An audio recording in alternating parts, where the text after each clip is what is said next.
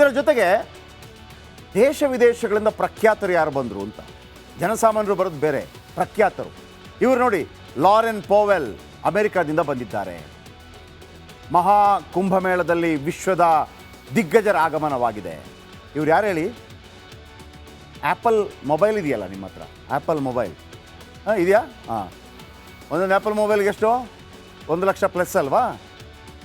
ಈಗೆಷ್ಟು? 15 Pro 16 Pro. ಹಾಂ, ಆ apple ಕಂಪನಿಯ ಸಂಸ್ಥಾಪಕ ಒಬ್ಬ ಇದ್ದರು, ಸ್ಟೀವ್ ಜಾಬ್ಸ್ ಅಂತ. ಸ್ಟೀವ್ ಜಾಬ್ಸ್ ಅವರ ಪತ್ನಿ ಲಾರೆನ್ ಪೋವೆಲ್ ಕುಂಭಮೇಳಕ್ಕೆ ಬಂದಿದ್ದಾರೆ. ಲಾರೆನ್ ಪೋವೆಲ್ ಜಾಬ್ಸ್ ಕುಂಭಮೇಳದಲ್ಲಿ ಭಾಗಿಯಾಗಿದ್ದಾರೆ. ಸ್ಟೀವ್ ಪತ್ನಿಗೆ ಹಿಂದೂ ಹೆಸರನ್ನು ಕೂಡ ಇಡಲಾಗಿದೆ. ಈಗ ಲಾರೆನ್ ಪೋವೆಲ್ಗೆ ಕಮಲಾ ಅಂತ ಕರೆಯಲಾಗುತ್ತೆ. ಇನ್ನು ಆಂಜೆಲಾ ಎಲ್ಲಿಂದ? ಇಟ್ಲಿಯಿಂದ. ಯಾರಿವರು? ಇಟಲಿಯಿಂದ ಕುಂಭಮೇಳಕ್ಕೆ ಬಂದಿದ್ದಾರೆ ಆಂಜೆಲಾ. ಮಹಾ ಕುಂಭಮೇಳದಲ್ಲಿ ಆಂಜೆಲಾ ಅಂಜಲಿ ಆಗಿದ್ದಾರೆ ನೋಡಿ. ಅಂಜಲಿ. ಇಟಲಿಗೆ ಇವ್ರಿಗೇನು ಸಂಬಂಧ? ಇವರು 14 ವರ್ಷವಿದ್ದಾಗ ಇವರಿಗೆ ಹಠಯೋಗದ ಪುಸ್ತಕ ಸಿಕ್ಕಿತ್ತಂತೆ. ಹಠಯೋಗ ಅಂತಂದರೆ ನಾನು ಹೇಳಿದ್ನಲ್ಲ, ಕೈ ಹಿಂಗೆ ಎತ್ತಿದ್ರೆ ಕೈ ಎತ್ತೇ ಇರೋದು, ಜಡೆ ಬಿಟ್ಟರೆ ಜಡೆ ಬಿಟ್ಟೇ ಇರೋದು, ಗಡ್ಡ ಬಿಟ್ಟರೆ ಗಡ್ಡ ಬಿಟ್ಟೇ ಇರೋದು, ಉಗುರು ಬಿಟ್ಟರೆ ಉಗುರು ಬಿಟ್ಟೇ ಇರೋದು. ಆ ಹಠಯೋಗ ಹೆಂಗೆ ಸಾಧ್ಯ ಅಂತೇಳಿ ನೀವು ಅರ್ಥ ಮಾಡ್ಕೊಳ್ಳಿ. 30-40 ವರ್ಷ ಹಿಂಗೆ ಕೈ ಹಿಂಗೆ ಎತ್ತಿದವನು ಕೆಳಗೆ ಹೆಂಗೆ ಸಾಧ್ಯ ರೀ? ಹಠಯೋಗದಿಂದ ಸಾಧ್ಯ ಇದೆ. ನೀವು ನೋಡಿದರೆ ಅವರು ಕೆಳಗೆ ಇಳಿಸೋದೇ ಇಲ್ಲ. ಅದು ಅಂದಿನಿಂದ ಯೋಗ ಸನಾತನ ಧರ್ಮದ ಬಗ್ಗೆ ಇವರಿಗೆ ಪ್ರೀತಿ ಆಗತ್ತಂತೆ. ಏನು ಆಕರ್ಷಣೆ ಅಂತ. ಇನ್ನೊಬ್ಬರು ಬಂದಿದ್ದಾರೆ, ಫಾಸ್ಕಲ್. ಇವರ ಫ್ರಾನ್ಸಿಂದ ಬಂದಿದ್ದಾರೆ. ಫ್ರಾನ್ಸ್ನ ಫಾಸ್ಕಲ್ ಶಂಕರನ ಮಹಾನ್ ಭಕ್ತೆ. 1984ರಲ್ಲಿ ಮೊದಲ ಬಾರಿ ಭಾರತಕ್ಕೆ ಬಂದಿದ್ದರು. ಅಂದಿನಿಂದ ಭಾರತದ ಜೊತೆ ನಂಟು ಹೊಂದಿದ್ದಾರೆ. ಫಾಸ್ಕಲ್ ರುದ್ರಾಕ್ಷಿ ಮಾಲೆಯನ್ನು ಧರಿಸ್ತಾರೆ. ರುದ್ರಾಕ್ಷಿ ಮಾಲೆ ನಮ್ಮಲ್ಲಿ ಮೋಕ್ಷಕ್ಕೆ ದಾರಿ ಅಂತ ಹೇಳ್ತಾರೆ. ಸಾಧಾರಣವಾಗಿ ಸಂಸಾರ ಸುಖ ಬೇಕು ಅಂತಂದವರು, ಹಣ ದುಡ್ಡು ಕಾಸು ಬೇಕು ಅಂತಂದವರು ರುದ್ರಾಕ್ಷಿ ಹಾಕಬೇಡಿ ಅಂತಾರೆ. ಇದು ಯಾವುದು ಬೇಡಪ್ಪ, ಪರಮಾತ್ಮನ ಚರಣಗಳಲ್ಲಿ ಲೀನವಾಗಬೇಕು ಅಂತಂದವರು ರುದ್ರಾಕ್ಷಿ ಹಾಕಿ ಅಂತಾರೆ. ಓಕೆ. ಇನ್ನು ಮೋಕ್ಷಪುರಿ ಬಾಬಾ, ಇವರು ಮೆಕ್ಸಿಕೋದಿಂದ ಬಂದಿದ್ದಾರೆ. ಮೋಕ್ಷಪುರಿ ಬಾಬಾ ಅಮೆರಿಕದಲ್ಲಿ ಜನಿಸಿದ್ದ ಮೋಕ್ಷಪುರಿ ಬಾಬಾ ಸನಾತನ ಧರ್ಮವನ್ನು ಸ್ವೀಕರಿಸಿದ್ದಾರೆ. ಬಾಬಾ ಶೀಘ್ರವೇ ಮೆಕ್ಸಿಕೋದಲ್ಲಿ ಆಶ್ರಮ ಕೂಡ ತೆರೀತಾರಂತೆ. ಇನ್ನು ಮತ್ತೊಬ್ಬರಿದ್ದಾರೆ, ಪಾತ್ರಿದಾಸ್ ಸ್ವಾಮಿ. ಇವರು ರಷ್ಯಾದಿಂದ ಬಂದಿದ್ದಾರೆ. ಒಂದು ಕಾಲದಲ್ಲಿ ಇವರು ರಷ್ಯಾ ಸೇನೆಯ ಕಮಾಂಡೋ ಆಗಿದ್ದರು. ಭಗವದ್ಗೀತೆ ಓದಿ ಸಂತನಾದ ಪಾತ್ರಿದಾಸ್ ಸ್ವಾಮೀಜಿ. ನೋಡಿ, ಹಿಂದೂ ಧರ್ಮದ ಒಂದು ವಿಶೇಷತೆ ಏನಪ್ಪ ಅಂತಂದರೆ, ಈ ವೇದಗಳನ್ನು ಯಾರು ಬರೆದ್ರು? ಮಹಾನ್ ಋಷಿಗಳು ಬರೀತಾ ಹೋದರು. ವೇದವ್ಯಾಸರು ಬರೀತಾರೆ ಅಂದರೆ ವೇದವ್ಯಾಸರು ಅದನ್ನು ವಿಂಗಡಣೆ ಮಾಡಿದರು ಅಂತೇಳಿ. ವೇದವ್ಯಾಸ ಅಂತಂದರೆ ಅದು ಒಂದು ಪಟ್ಟ ಇದ್ದಂಗೆ, ಪ್ರಧಾನಮಂತ್ರಿ ಅಂತ ಇದ್ದಂಗೆ. ಆ ವೇದವ್ಯಾಸರು ಹಲವರು ಇರ್ತಾರೆ ಅದರಲ್ಲಿ. ಅವರು ಒಂದೊಂದು ಬರೀತಾರೆ. ಯಾಕಂದರೆ ಅದನ್ನು 4 ವೇದಗಳ ಬಗ್ಗೆ ಅಧ್ಯಯನ 4 ವೇದಗಳನ್ನು ಒಂದೇ ಕಾಲಕ್ಕೆ ಅಧ್ಯಯನ ಮಾಡೋಕ್ಕಾಗಲ್ಲ. ಮಾಡಿದವರು ಅಂದರೆ ಬರ್ಕೊಂಡು ಹೋಗಿರ್ತಾರಲ್ಲ, ಎಲ್ಲವನ್ನು ಒಬ್ಬರು ಮಾಡಿಲ್ಲ. ಏನೆಲ್ಲ ಅವರಿಗೆ ತೋಚಿತೋ ಅದನ್ನೆಲ್ಲ ಬರೀತಾ ಹೋದರು ಅಂತ.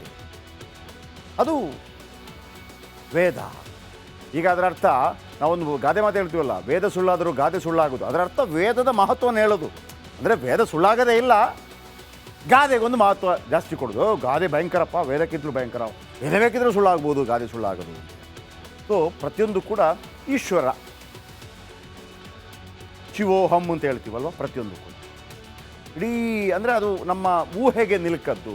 ಅದನ್ನು ಬೇರೆ ಬೇರೆ ರೀತಿಯಲ್ಲಿ, ಶಿವನ ರೀತಿಯಲ್ಲಿ ಹೇಳ್ತೀವಿ, ವಿಷ್ಣುವಿನ ರೀತಿಯಲ್ಲಿ ಹೇಳ್ತೀವಿ, ಗಣಪತಿಯ ರೀತಿಯಲ್ಲಿ ಹೇಳ್ತೀವಿ, ರಾಮಾಯಣದ ವ್ಯಾಖ್ಯಾನಗಳನ್ನು ಕೊಟ್ಟು ಹೇಳ್ತೀವಿ, ಮಹಾಭಾರತ ವ್ಯಾಖ್ಯಾನಗಳನ್ನು ಕೊಟ್ಟು ಹೇಳ್ತೀವಿ.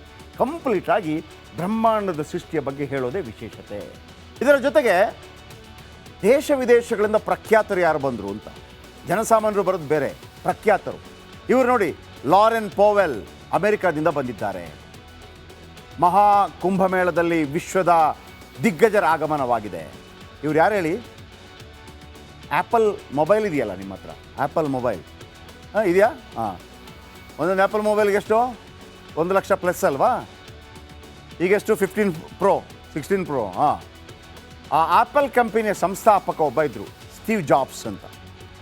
ಸ್ಟೀವ್ ಜಾಬ್ಸ್ ಅವರ ಪತ್ನಿ ಲಾರೆನ್ ಪೋವೆಲ್ ಕುಂಭಮೇಳಕ್ಕೆ ಬಂದಿದ್ದಾರೆ. ಲಾರೆನ್ ಪೋವೆಲ್ ಜಾಬ್ಸ್ ಕುಂಭಮೇಳದಲ್ಲಿ ಭಾಗಿಯಾಗಿದ್ದಾರೆ. ಸ್ಟೀವ್ ಪತ್ನಿಗೆ ಹಿಂದೂ ಹೆಸರನ್ನು ಕೂಡ ಇಡಲಾಗಿದೆ. ಈಗ ಲಾರೆನ್ ಪೋವೆಲ್ಗೆ ಕಮಲಾ ಅಂತ ಕರೆಯಲಾಗುತ್ತೆ. ಇನ್ನು ಆಂಜೆಲಾ ಎಲ್ಲಿಂದ? ಇಟ್ಲಿಯಿಂದ. ಯಾರಿವರು? ಇಟಲಿಯಿಂದ ಕುಂಭಮೇಳಕ್ಕೆ ಬಂದಿದ್ದಾರೆ ಆಂಜೆಲಾ. ಮಹಾ ಕುಂಭಮೇಳದಲ್ಲಿ ಆಂಜೆಲಾ ಅಂಜಲಿ ಆಗಿದ್ದಾರೆ ನೋಡಿ. ಆಂಜಲಿ ಇಟಲಿಗೆ ಇವ್ರಿಗೇನು ಸಂಬಂಧ? ಇವರು 14 ವರ್ಷವಿದ್ದಾಗ ಇವರಿಗೆ ಹಠಯೋಗದ ಪುಸ್ತಕ ಸಿಕ್ಕಿತ್ತಂತೆ. ಹಠಯೋಗ ಅಂತಂದರೆ ನಾನು ಹೇಳಿದ್ನಲ್ಲ, ಕೈ ಹಿಂಗೆ ಎತ್ತಿದ್ರೆ ಕೈ ಎತ್ತೇ ಇರೋದು, ಜಡೆ ಬಿಟ್ಟರೆ ಜಡೆ ಬಿಟ್ಟೇ ಇರೋದು, ಗಡ್ಡ ಬಿಟ್ಟರೆ ಗಡ್ಡ ಬಿಟ್ಟೇ ಇರೋದು, ಉಗುರು ಬಿಟ್ಟರೆ ಉಗುರು ಬಿಟ್ಟೇ ಇರೋದು. ಆ ಹಠಯೋಗ ಹೆಂಗೆ ಸಾಧ್ಯ ಅಂತೇಳಿ ನೀವು ಅರ್ಥ ಮಾಡ್ಕೊಳ್ಳಿ. 30-40 ವರ್ಷ ಹಿಂಗೆ ಕೈ ಹಿಂಗೆ ಎತ್ತಿದವನು ಕೆಳಗೆ ಹೆಂಗೆ ಸಾಧ್ಯ ರೀ? ಹಠಯೋಗದಿಂದ ಸಾಧ್ಯ ಇದೆ. ನೀವು ನೋಡಿದರೆ ಅವರು ಕೆಳಗೆ ಇಳಿಸೋದೇ ಇಲ್ಲ. ಅದು ಅಂದಿನಿಂದ ಯೋಗ ಸನಾತನ ಧರ್ಮದ ಬಗ್ಗೆ ಇವರಿಗೆ ಪ್ರೀತಿ ಆಗತ್ತಂತೆ. ಏನು ಆಕರ್ಷಣೆ ಅಂತ. ಇನ್ನೊಬ್ಬರು ಬಂದಿದ್ದಾರೆ, ಫಾಸ್ಕಲ್. ಇವರ ಫ್ರಾನ್ಸಿಂದ ಬಂದಿದ್ದಾರೆ. ಫ್ರಾನ್ಸ್ನ ಫಾಸ್ಕಲ್ ಶಂಕರನ ಮಹಾನ್ ಭಕ್ತೆ. 1984ರಲ್ಲಿ ಮೊದಲ ಬಾರಿ ಭಾರತಕ್ಕೆ ಬಂದಿದ್ದರು. ಅಂದಿನಿಂದ ಭಾರತದ ಜೊತೆ ನಂಟು ಹೊಂದಿದ್ದಾರೆ. ಫಾಸ್ಕಲ್ ರುದ್ರಾಕ್ಷಿ ಮಾಲೆಯನ್ನು ಧರಿಸ್ತಾರೆ. ರುದ್ರಾಕ್ಷಿ ಮಾಲೆ ನಮ್ಮಲ್ಲಿ ಮೋಕ್ಷಕ್ಕೆ ದಾರಿ ಅಂತ ಹೇಳ್ತಾರೆ. ಸಾಧಾರಣವಾಗಿ ಸಂಸಾರ ಸುಖ ಬೇಕು ಅಂತಂದವರು, ಹಣ ದುಡ್ಡು ಕಾಸು ಬೇಕು ಅಂತಂದವರು ರುದ್ರಾಕ್ಷಿ ಹಾಕಬೇಡಿ ಅಂತಾರೆ. ಇದು ಯಾವುದು ಬೇಡಪ್ಪ, ಪರಮಾತ್ಮನ ಚರಣಗಳಲ್ಲಿ ಲೀನವಾಗಬೇಕು ಅಂತಂದವರು ರುದ್ರಾಕ್ಷಿ ಹಾಕಿ ಅಂತಾರೆ.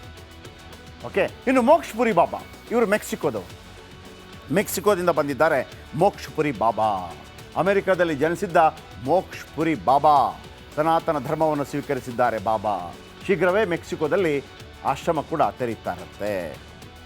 ಇನ್ನು ಮತ್ತೊಬ್ಬರಿದ್ದಾರೆ, ಪಾತ್ರಿದಾಸ್ ಸ್ವಾಮಿ. ಇವರು ರಷ್ಯಾದಿಂದ ಬಂದಿದ್ದಾರೆ. ಒಂದು ಕಾಲದಲ್ಲಿ ಇವರು ರಷ್ಯಾ ಸೇನೆಯ ಕಮಾಂಡೋ ಆಗಿದ್ದರು. ಭಗವದ್ಗೀತೆ ಓದಿ ಸಂತನಾದ ಪಾತ್ರಿದಾಸ್ ಸ್ವಾಮೀಜಿ. ನೋಡಿ, ಹಿಂದೂ ಧರ್ಮದ ಒಂದು ವಿಶೇಷತೆ ಏನಪ್ಪ ಅಂತಂದರೆ, ಈ ವೇದಗಳನ್ನು ಯಾರು ಬರೆದ್ರು? ಮಹಾನ್ ಋಷಿಗಳು ಬರೀತಾ ಹೋದರು. ವೇದವ್ಯಾಸರು ಬರೀತಾರೆ ಅಂದರೆ ವೇದವ್ಯಾಸರು ಅದನ್ನು ವಿಂಗಡಣೆ ಮಾಡಿದರು ಅಂತೇಳಿ. ವೇದವ್ಯಾಸ ಅಂತಂದರೆ ಅದು ಒಂದು ಪಟ್ಟ ಇದ್ದಂಗೆ, ಪ್ರಧಾನಮಂತ್ರಿ ಅಂತ ಇದ್ದಂಗೆ. ಆ ವೇದವ್ಯಾಸರು ಹಲವರು ಇರ್ತಾರೆ ಅದರಲ್ಲಿ. ಅವರು ಒಂದೊಂದು ಬರೀತಾರೆ. ಯಾಕಂದರೆ ಅದನ್ನು 4 ವೇದಗಳ ಬಗ್ಗೆ ಅಧ್ಯಯನ 4 ವೇದಗಳನ್ನು ಒಂದೇ ಕಾಲಕ್ಕೆ ಅಧ್ಯಯನ ಮಾಡೋಕ್ಕಾಗಲ್ಲ. ಮಾಡಿದವರು ಅಂದರೆ ಬರ್ಕೊಂಡು ಹೋಗಿರ್ತಾರಲ್ಲ, ಎಲ್ಲವನ್ನು ಒಬ್ಬರು ಮಾಡಿಲ್ಲ. ಏನೆಲ್ಲ ಅವರಿಗೆ ತೋಚಿತೋ ಅದನ್ನೆಲ್ಲ ಬರೀತಾ ಹೋದರು ಅಂತ.